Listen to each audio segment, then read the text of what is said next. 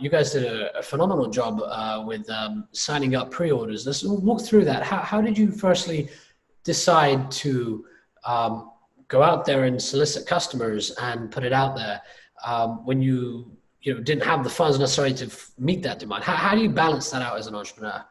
Yeah, I never expected the interest to be this huge. Basically, we went with our casita units to the builder show at the beginning of this year, and we said, all right, well, we're at the show, we'll see if we can pre-sell some. And it went really well. And then I thought, all right, this is good. Let's try it on the website. And really, it was just an effort on my part to prove demand to the investors. So that, when I go to people and say, look, we have this cool thing, they're like, all right, well, have you sold any? And if not, does anyone even want to buy them?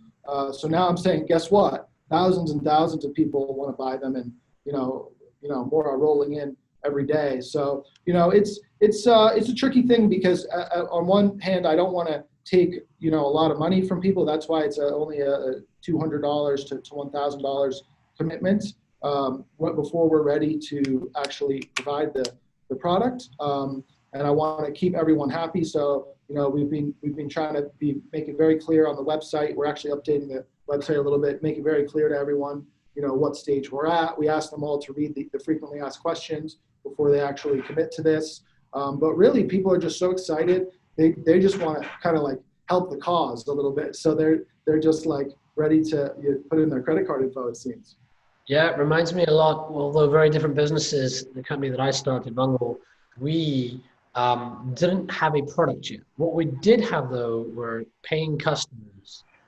We'll give you X dollars if you build this product. Theoretically speaking, we'll spend $50,000 with you, or we'll spend $200,000 with you on advertising if you can build this product. Very scary as an entrepreneur because it was way too successful. I literally found going into meetings and say, if we philosophically had this product, would you be willing to spend money? They're like, yeah, we want it tomorrow, or not tomorrow, we want it yesterday, right? And I'd like, okay, theoretically speaking, if we could give you 1,000 installs, would you pay us $1? They'd be like, hey, if you gave me 10,000 installs, I'd give you $2 even. I'm like, wow, can I write that down? Have one meeting, walk out with a $20,000, pre-order, then go to another meeting, and next thing I've got 50,000, 100,000. That's when you realize, all right, there's no question that there is demand, and it changes the investor conversation completely. When you go in and you say, it doesn't matter what you think as an investor. Customers are the only source of truth. They're paying for this product. We need the money to build this product. The biggest risk for an investor, of course, is you've got this great idea, big vision. Now there's a lot of risk in building it and hoping that this is what the consumer wants or the customer wants. So you've nailed it there. Now, the question I want to pose to you is, what advice do you have for any entrepreneurs out there, especially in PropTech, who are at the stage where they're thinking, how do I prove demand? How do they think about orchestrating something like you did? Yeah, I think the key to our success early on was finding these lists of people or groups of people where a high percentage of them are likely interested in your stuff. So the first way we started that obviously was at the builder show, where everyone there is a builder and they get it and they're interested in building. So obviously a lot of them would be interested in this.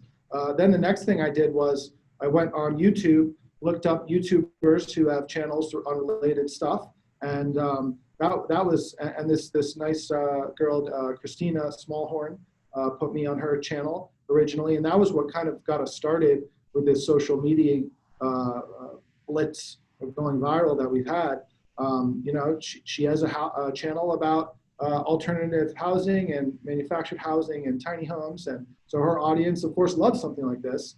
And then it kind of spread, and more people who are interested learned about it, and it just spread organically. And before you know it, we had like a TikTok. Someone posted a TikTok video, and we have 20 million views on it, and things are just blowing up. So it's been pretty cool, and it's been a real quick learning curve, because actually at first I was focusing on chasing down traditional media, like the news, but the results were never great. And then I realized social media, how incredibly powerful it is, and it's been like an amazing game changer for this whole process.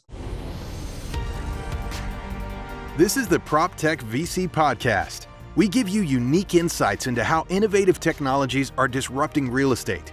We interview top entrepreneurs, investors, and knowledgeable experts to share the inside scoop in this fast-moving industry. It's hosted by leading PropTech VC Zain Jaffer. Let's dive into today's content.